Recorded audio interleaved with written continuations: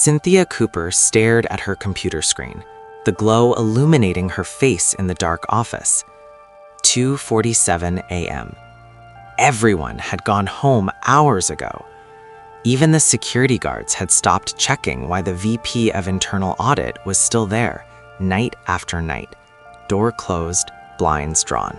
On her screen, an accounting entry that made absolutely no sense. $500 million. Moved from operating expenses to capital expenses. No explanation, no supporting documentation, no business rationale. Just moved. Her team member, Gene Morse, had found it first. Now Cooper was running queries through WorldCom's massive accounting system, searching for similar entries. The system kept crashing from the volume of data requests. They were overloading servers designed for normal business hours, not middle-of-the-night forensic audits. She found another entry, $771 million. Same pattern, expenses reclassified as capital. Another one, $560 million. Then $743 million. Billions of dollars, all suspiciously reclassified, all without proper documentation. Cooper felt her stomach tighten. She'd worked at WorldCom for years, believed in the company, believed in Bernie Ebbers, the CEO who'd built a small Mississippi long-distance carrier into the second largest telecommunications company in America. Believed WorldCom was different, a success story for Mississippi, one of the poorest states in the nation. But the numbers on her screen weren't just wrong, they were fraud. And if she kept digging, if she reported this, everything would change. Her job, her career, her life. The company that employed 80,000 people. The town of Clinton, Mississippi, where WorldCom was the economic lifeblood. CFO Scott Sullivan had already told her to stop this audit, told her to focus on other priorities, told her she was wasting time. But Cooper's mother had once told her, "Don't ever allow yourself to be intimidated." She kept searching. By dawn, she'd found $3.8 billion in fraudulent accounting entries. This is the story of how one woman's courage exposed the largest corporate fraud in American history. How a telecom giant's empire, built on acquisitions, collapsed under the weight of $11 billion in lies. How a CEO who'd been celebrated as a visionary ended up serving 13 years in federal prison. This is WorldCom, where growth at any cost became fraud at all costs, where Wall Street expectations drove executives to cook the books rather than admit their massive merger had failed, where ordinary accountants were pressured to make fake entries until the lies spiraled so out of control that even they couldn't remember what was real anymore. Welcome to the scandal that changed American corporate law forever. The fraud that triggered the Sarbanes-Oxley Act. The collapse that proved Enron wasn't a one-off aberration, but a symptom of a diseased system. Let's rewind to the beginning, to a Mississippi motel owner who saw opportunity in the telecom revolution, to the audacious acquisitions that built an empire, to the moment when growing became impossible and fraud became inevitable. Bernie Ebbers didn't look like a typical CEO. 6'4" with a booming voice and cowboy boots, he resembled a college basketball coach more than a telecom executive, which made sense. He'd been a basketball coach before accidentally falling into telecommunications. Born in Alberta, Canada in 1941, Ebbers had drifted through various careers. Basketball at Mississippi College, coaching, a brief stint as a milkman. Eventually, he landed in the motel business, owning properties across Mississippi. In 1983, Ebbers attended a business meeting at a coffee shop in Hattiesburg, Mississippi. A group of local businessmen were discussing how to capitalize on AT&T's recent breakup. The federal government had just dismantled Ma Bell's monopoly, creating opportunities for competitors in long-distance service. They needed someone to run a small telecommunications company they were forming, someone who understood business, someone aggressive. They asked Ebbers. He said yes. Long-Distance Discount Services was born, a tiny operation in Jackson, Mississippi. Nothing special, one of hundreds of long-distance resellers competing for scraps in AT&T's shadow. But Bernie Ebbers had vision, and he had ambition that bordered on recklessness. Ebbers' strategy was simple: buy competitors, grow through acquisition, use debt to fund deals, move fast before competitors figured out what you were doing. 1980s and early 1990s, LDDS acquired over 60 telecommunications companies, small regional carriers, fiber networks, local exchanges. Ebbers would buy them, integrate them into LDDS's infrastructure, cut costs ruthlessly, and move to the next deal. The debt load was enormous, but Ebbers didn't care. As long as revenue kept growing, Wall Street loved the story. Growth hid everything: inefficiencies, redundancies, cultural clashes from merging dozens of companies. By 1995, LDDS had transformed from a regional nobody into a national player. Ebbers renamed it WorldCom. The company had 30,000 employees and $3.6 billion in annual revenue. Wall Street analysts praised Ebbers' bold strategy. Fortune magazine featured him. He was the telecom cowboy, unconventional, aggressive, unstoppable. And he was just getting started. In 1998, Ebbers pulled off the deal that would define WorldCom's trajectory and ultimately seal its doom. MCI Communications was a giant, a pioneer in long-distance service, a household name. Revenue, $20 billion annually, far larger than WorldCom. But MCI was struggling. British Telecom had tried to acquire them. That deal fell apart. MCI needed a white knight. Ebbers swooped in. WorldCom offered $37 billion to acquire MCI, at the time, the largest corporate merger in US history. The deal closed in September 1998. WorldCom MCI was now the second largest long-distance carrier in America, behind only AT&T.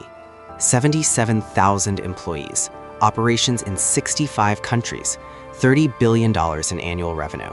Bernie Ebbers was a business celebrity, the Mississippi Miracle, the man who'd built a telecom empire from a coffee shop meeting. There was just one enormous problem. The acquisition was a disaster. MCI's business model didn't fit WorldCom's. MCI focused heavily on residential long distance, selling to individual households. WorldCom had always targeted business customers and corporate accounts. The residential market was low margin, competitive, capital intensive. It required different infrastructure, different sales strategies, different customer service. And to afford the $37 billion acquisition, WorldCom had taken on massive debt. The company needed to show investors that the merger created value, that combining WorldCom and MCI produced synergies, cost savings that justified the huge price tag. But the synergies weren't materializing. Integration was messy, costs were higher than projected, revenue growth was slowing. By 1999, the telecom industry was changing. The dot-com bubble was deflating. Overcapacity in fiber networks meant prices were falling. Competition was intense. Companies that had expanded aggressively during the boom were struggling. WorldCom's revenue growth slowed from double digits to low single digits. Wall Street noticed. Analysts started questioning whether the MCI acquisition made strategic sense. The stock price, which had soared during the deal, began declining. And Bernie Ebbers, who'd built his entire reputation on delivering consistent growth, had a problem. He'd promised investors that WorldCom would keep growing at 15–20% annually, that the company was on track to dominate global telecommunications. Reality said otherwise. So Ebbers and his CFO, Scott Sullivan, made a choice. Instead of admitting to Wall Street that growth was slowing, that the MCI acquisition was underperforming, that they needed to reset expectations, they lied. And once they started lying, they couldn't stop. Scott Sullivan was a numbers guy, sharp, ambitious, loyal to Bernie Ebbers. A CFO, Sullivan's job was to manage WorldCom's finances and report results to Wall Street. But by late 1999, Sullivan faced an impossible task: make the numbers work when they didn't. WorldCom was missing its internal financial targets. The company's operating costs, the expenses required to run the business day to day, were rising faster than revenue. That meant shrinking profit margins, which meant Wall Street would punish the stock. Ebbers was adamant the numbers needed to show growth. Profitability had to look healthy, whatever it took. Sullivan knew what whatever it took meant: fraud. The fraud was absurdly simple, almost banal in its crudeness. Telecommunications companies have massive line costs, payments to other carriers for access to their networks. When a WorldCom customer made a long-distance call, WorldCom often had to route that call through other companies' infrastructure. Those access fees were line costs. In normal accounting, line costs are operating expenses. They get deducted from revenue immediately. They show up on the income statement as costs of doing business. But what if you didn't expense them immediately? What if you treated them as capital expenditures instead? Capital expenditures are investments in assets, like building infrastructure or buying equipment. Instead of hitting the income statement all at once, capital expenses get capitalized and depreciated over years. It's the difference between expensing a $1 billion cost today, which kills your profits, versus spreading it over 10 years, which makes this year's profits look much better. Between 1999 and 2002, Sullivan and his team, led by controller David Myers, systematically reclassified billions of dollars in line costs as capital expenditures. Quarter after quarter, when WorldCom's real operating costs exceeded targets, Sullivan would order his accountants to make adjusting entries, moving hundreds of millions from expense accounts to capital accounts. No business rationale, no documentation, just fake journal entries designed to inflate profits. The fraud started small, a few $100 million here and there. But as WorldCom's performance continued deteriorating, the fraud had to grow to maintain the illusion. By 2001, Sullivan was moving billions. Sullivan also created another scheme, using corporate unallocated reserve accounts to manipulate earnings. WorldCom had legitimate reserve accounts, money set aside for future liabilities or uncertain expenses. But Sullivan began using these reserves improperly, releasing money from reserves into revenue when WorldCom needed to hit targets. It was like having a secret piggy bank. When quarterly earnings came in short, Sullivan would reach into the reserves, pull out however much was needed, and book it as revenue or cost reductions. Regulators call this cookie jar accounting, saving up reserves during good times to artificially boost results during bad times. It's illegal. It misleads investors about a company's actual performance. And Sullivan did it repeatedly, aided by Myers and other finance executives who knew exactly what they were doing, but felt powerless or unwilling to stop it. Sullivan later testified that the fraud occurred under intense pressure from Bernie Ebbers. Ebbers demanded growth. He built his reputation and WorldCom's stock price on consistent double-digit growth. He'd promised Wall Street. He'd promised the board. He couldn't admit failure. According to court documents and witness testimony, Ebbers would receive internal reports showing WorldCom was missing targets. He'd call Sullivan, ask pointed questions, make it clear the numbers needed to improve. Ebbers never explicitly ordered fraud. He was too smart for that. But the message was unmistakable. Fix the numbers. I don't care how. Sullivan felt trapped. If he refused, he'd lose his job.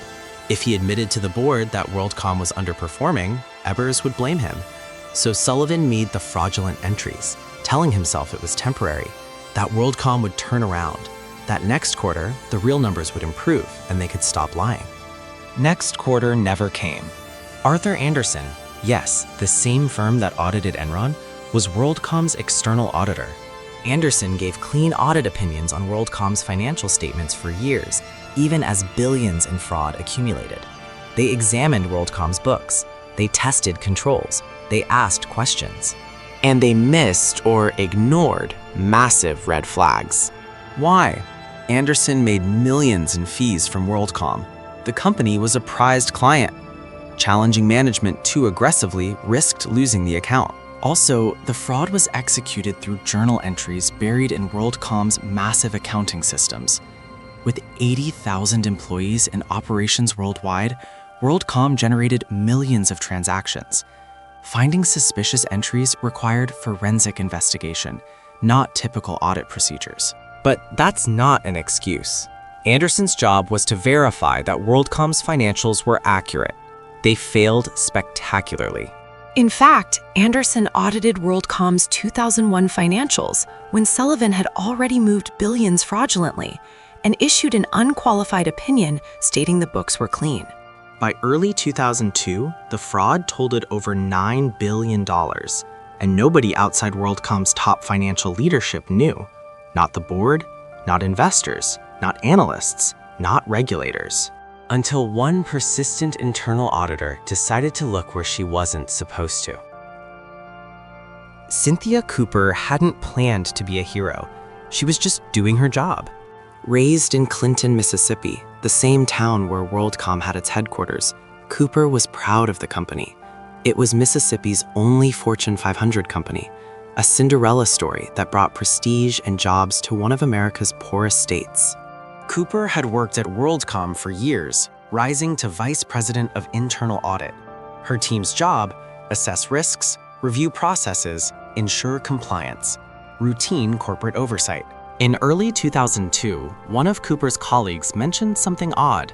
The wireless division had some strange accounting entries, something called prepaid capacity. Nobody seemed to know what it meant. Cooper decided to take a look. What Cooper found initially seemed minor, irregular entries in the wireless division's books. But when she tried to get explanations from the accounting department, she hit walls. Finance staff couldn't explain the entries, or wouldn't. They referred her to superiors, who referred her to Scott Sullivan's office. Sullivan himself called Cooper, told her the entries were fine, suggested she focus on other priorities. Her audit was a waste of time. That response made Cooper suspicious. CFOs don't personally call internal auditors to tell them to stop looking at accounting entries unless there's something to hide. Cooper and her small team, Gene Morse, Glenn Smith, and a few others, decided to dig deeper.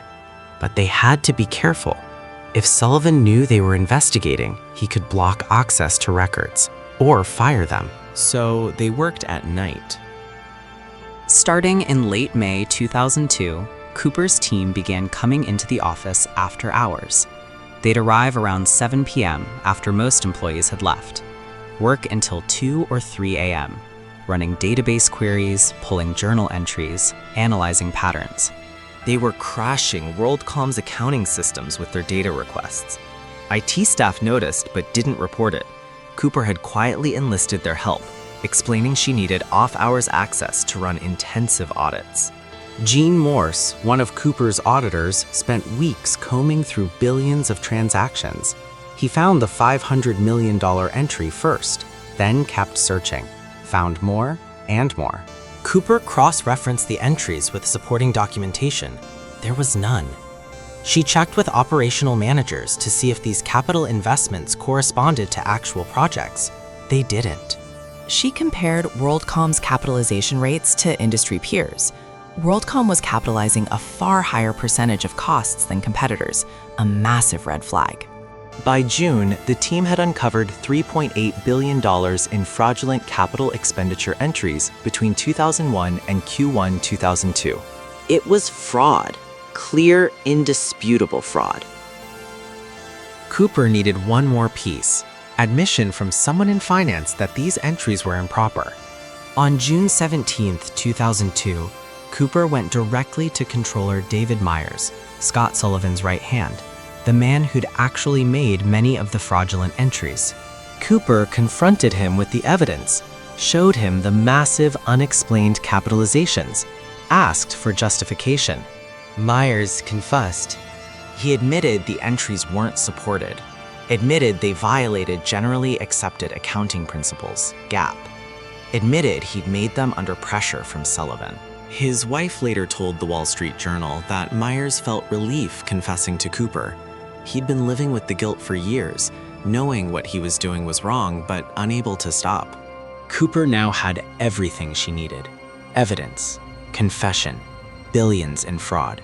She had to report it to the board. Cooper prepared a presentation for WorldCom's audit committee, the board members responsible for overseeing financial reporting. She was terrified. She'd worked at WorldCom for years. Many executives were friends.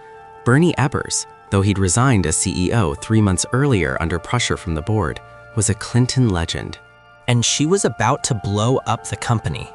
But she also knew if she stayed silent, the fraud would continue. More investors would be deceived. Eventually, the truth would come out, and the damage would be even worse.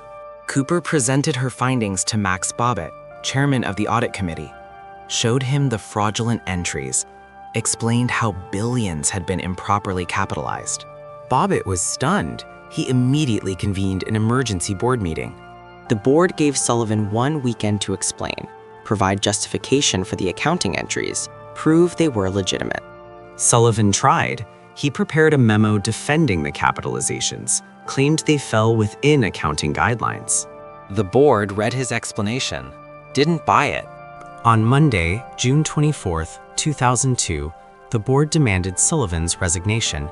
Myers resigned the same day. WorldCom issued a stunning press release. The company announced today that it would restate its financial statements for 2001 and the first quarter 2002 as a result of improperly transferring $3.055 billion in line costs to capital accounts. The market reaction was immediate and brutal. WorldCom stock, already trading around $1.50 due to earlier concerns about the company, plummeted to 6 cents. Billions in market value evaporated. The SEC announced an immediate investigation. The U.S. Attorney's Office opened a criminal probe. Congress scheduled hearings. WorldCom, America's second-largest telecommunications company, a symbol of Mississippi's economic progress, an empire built by Bernie Ebbers, was imploding. And the revelations were just beginning. Because as investigators dug into WorldCom's books, they discovered the fraud was even bigger than Cooper had found. Much bigger. WorldCom filed for Chapter 11 bankruptcy. At the time, it was the largest bankruptcy in U.S. history, $103.9 billion in assets. 77,000 employees faced uncertain futures. Investors holding WorldCom stock and bonds, over 800,000 individuals and institutions, watched their investments become worthless overnight. The company that Bernie Ebbers had built over 2 decades was gone. As bankruptcy and examiners and investigators combed through WorldCom's records, the fraud kept growing. The initial disclosure, $3.8 billion. By August 2002, $7 billion. Final tally in 2004, over $11 billion in fraudulent accounting entries. $11 billion. The largest accounting fraud in American corporate history, surpassing even Enron. The fraud had been more extensive and lasted longer than anyone initially realized. It went back to 1999. It involved not just line cost capitalizations, but also reserve manipulations, revenue inflation through improper accounting for corporate assets, and other schemes. Almost the entire top layer of WorldCom's finance department had been complicit or aware. CFO Sullivan, Controller Myers, Director of General Accounting Buford Yates, Director of Legal Entities Accounting Troy Normand. They'd all known. They'd all participated, some reluctantly under pressure, others enthusiastically, chasing bonuses tied to hitting financial targets. On July 8, 2002, Bernie Ebbers appeared before the House Committee on Financial Services. It did not go well for him. I do not believe I have anything to hide. I believe that no one will conclude that I engaged in any criminal or fraudulent conduct. Then, when members of Congress tried to ask questions, Ebbers invoked his Fifth Amendment right against self-incrimination, repeatedly, for every question. The optics were terrible. A man claiming innocence but refusing to answer any questions about what happened at the company he'd run for 15 years. Congress was outraged. They threatened contempt charges, though ultimately didn't pursue them. Scott Sullivan also appeared. Unlike Ebbers, Sullivan testified and threw his former boss under the bus. Sullivan admitted directing the fraudulent accounting, but he claimed he'd done it under intense pressure from Ebbers, that Ebbers had intimidated him, that Ebbers knew about the fraud and had approved the schemes. It was a credibility battle, Sullivan claiming Ebbers directed the fraud, Ebbers claiming ignorance and refusing to testify. Prosecutors would have to decide whom to believe. In March 2004, Bernie Ebbers was indicted on 9 counts. 1 count of conspiracy, 1 count of securities fraud, 7 counts of making false filings with the SEC. The trial began in January 2005 in Manhattan Federal Court. Prosecutors argued that Ebbers had been intimately involved in the fraud. They presented evidence that Ebbers received detailed internal financial reports showing WorldCom was missing targets. They showed emails and voicemails suggesting Ebbers pressured Sullivan to make the numbers work. Scott Sullivan, who'd pleaded guilty and agreed to cooperate, testified against Ebbers. He described meetings where Ebbers demanded better financial results and made clear that failure wasn't acceptable. David Myers also testified against Ebbers, describing the culture of fear and pressure that led finance staff to commit fraud rather than disappoint the CEO. Ebbers' defense was simple. He didn't know. He was a big-picture CEO who delegated financial details to Sullivan. He trusted his CFO. Sullivan betrayed that trust by committing fraud without Ebbers' knowledge or authorization.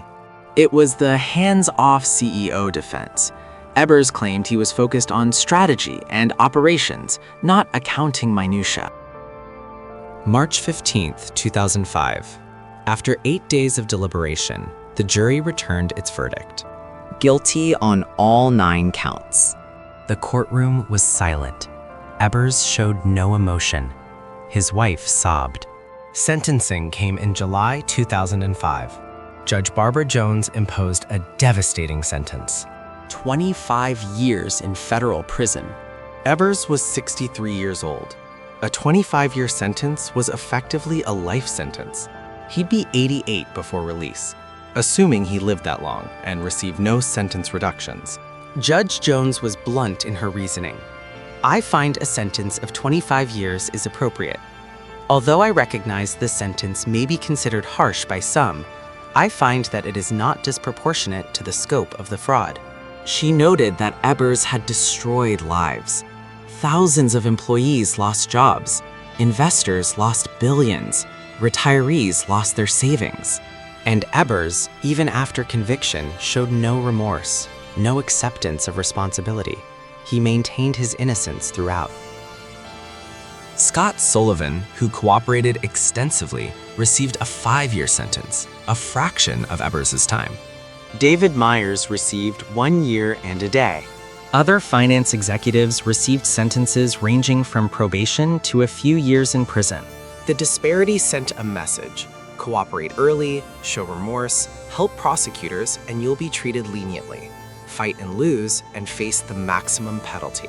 But for WorldCom's employees and investors, no sentence could undo the damage. WorldCom's collapse, coming just months after Enron, triggered a legislative earthquake. Congress had been moving slowly on corporate governance reform. The Enron scandal had generated outrage, but momentum for sweeping changes was fading by spring 2002. Then, WorldCom happened. Senator Paul Sarbanes and Representative Michael Oxley pushed through the most comprehensive corporate governance reform since the 1930s. The Sarbanes-Oxley Act of 2002, SOX, became law on July 30, 2002, just days after WorldCom's bankruptcy filing. Key provisions. Section 302. CEOs and CFOs must personally certify financial statements. If the financials are fraudulent, executives face criminal liability, even if they claim ignorance. Section 404. Companies must assess and report on the effectiveness of their internal controls. External auditors must verify those controls. Section 802. Criminal penalties for destroying or altering documents relevant to investigations. Section 906. Enhanced penalties for executives who certify false financial statements. Creation of the PCAOB, Public Company Accounting Oversight Board, to regulate auditors and prevent another Arthur Andersen-style failure. Compliance costs were enormous. Estimates ran into tens of millions annually for large companies. Critics argued SOX was regulatory overreach. But supporters pointed to WorldCom and Enron as proof that self-regulation had failed catastrophically. Without government intervention, corporate fraud would continue. SOX fundamentally changed how American companies report finances. The days of CEOs claiming, "I didn't know what my CFO was doing," were over. Personal accountability became the law. WorldCom delivered the coup de grace to Arthur Andersen. The firm had already been indicted for destroying Enron documents. Now it came out that Andersen had audited WorldCom's fraudulent financials for years without catching the fraud. Andersen attested that WorldCom's processes for line cost accruals and capitalization of assets were effective. They'd reviewed the very accounting areas where billions in fraud occurred and gave clean opinions. Clients fled Andersen en masse. By August 2002, the firm surrendered its licenses to practice as certified public accountants. One of the big 5 accounting firms ceased to exist. The profession would reorganize around the remaining big 4, Deloitte, PwC, EY, and KPMG. And in twist, WorldCom didn't disappear entirely. Under bankruptcy protection, the company restructured, slashed debt, closed unprofitable divisions, refocused on profitable business customers. In 2003, WorldCom emerged from bankruptcy as MCI Inc., reverting to the name of the company Ebbers had acquired. In 2006, Verizon purchased MCI for $8.5 billion. The assets and brand were absorbed. WorldCom's physical infrastructure, the fiber networks, data centers, switching stations, lived on under new ownership. The brand died. The fraud became a business school case study. But the actual telecommunications infrastructure Evers had built through all those acquisitions, it still carries calls and data today. In December 2002, Time magazine named Cynthia Cooper one of 3 Persons of the Year, along with FBI agent Colleen Rowley and Enron whistleblower Sharon Watkins. The magazine celebrated them as the whistleblowers, women who'd exposed massive institutional failures at personal risk. Cooper never intended to be famous. She tried to remain anonymous, but a member of Congress released her internal audit report, thrusting her into the spotlight. She resigned from WorldCom, by then MCI, in 2004, wrote a book called Extraordinary Circumstances about her experiences, became a speaker and advocate for corporate ethics and whistleblower protections. She didn't see herself as a hero, just someone who'd done the right thing when faced with an impossible choice. But her courage changed history.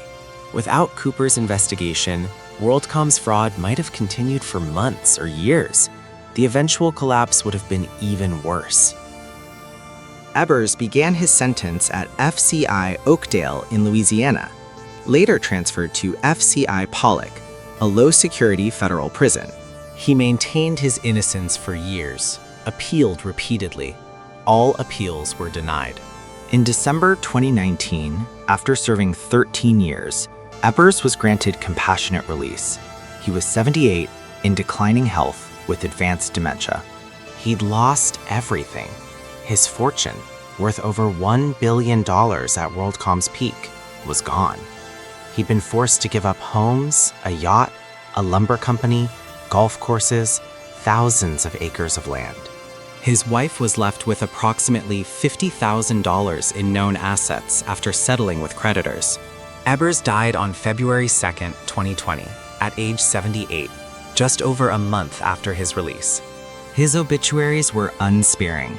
Telecom cowboy turned convicted fraudster, the man behind America's largest bankruptcy, a cautionary tale about corporate hubris.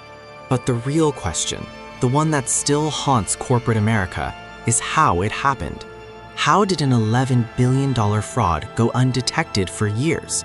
Why did smart, educated professionals participate in crime rather than speak up? What systemic failures allowed WorldCom to spiral so far out of control? If you enjoyed this episode, click the subscribe button to get notified when we post new content.